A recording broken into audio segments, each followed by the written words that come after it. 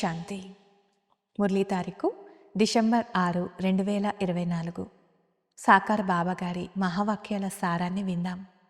బాబా చెప్తున్నారు, మధురమైన పిల్లలారా, మీరిప్పుడు పురుషోత్తమ సంగమ యుగంలో ఉన్నారు. మీరిక్కడ ఉంటూ నూతన ప్రపంచాన్ని స్మృతి చెయ్యాలి.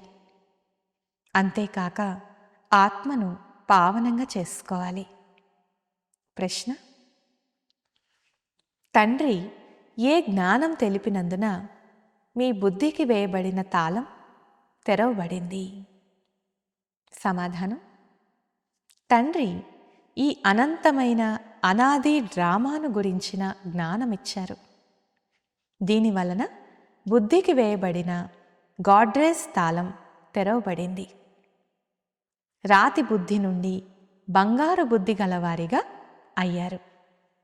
ఈ డ్రామాలో ప్రతి ఒక్కరిది వేరువేరు పాత్ర, అనాది పాత్ర. కల్పక్రితం ఎవరు ఎంత చదివారో వారు ఇప్పుడు కూడా అంతే చదువుతారు. పురుషార్థం చేసి తమ వారసత్వాన్ని తీసుకుంటారని తండ్రి అర్థం చేయిస్తారు. అచ్చా, మధురాతి మధురమైన అపురూపమైన పిల్లలకు మాతాపితా బాప్దాదాల ప్రియ స్మృతులు మరియు గుడ్ మార్నింగ్. ఆత్మిక పిల్లలకు ఆత్మిక తండ్రి నమస్తే. ఆత్మిక పిల్లలందరి తరపున బాబాకు కూడా గుడ్ మార్నింగ్ మరియు నమస్తే. ధారణ కొరకు ముఖ్య సారం. మొదటి పాయింట్: స్మృతి యాత్ర ద్వారా ఆత్మరూపీ బ్యాటరీని ఛార్జ్ చేసుకొని సతో ప్రధానం వరకు చేరుకోవాలి.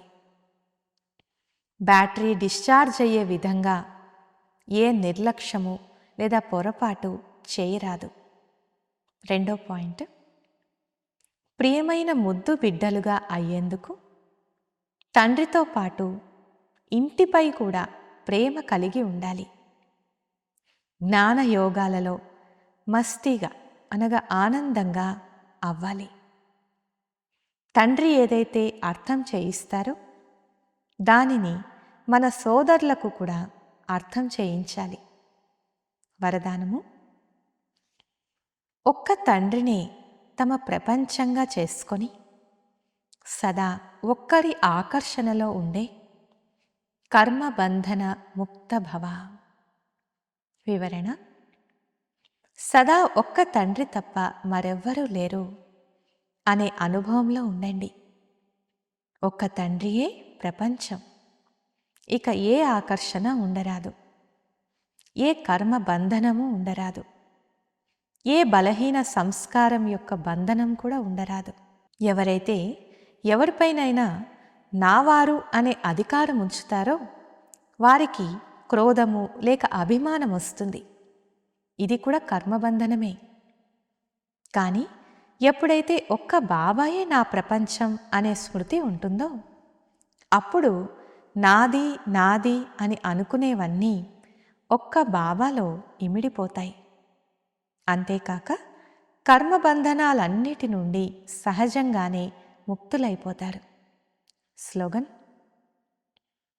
ఎవరి దృష్టి మరియు వృత్తి బేహద్గా ఉంటాయో వారే మహానాత్మలు.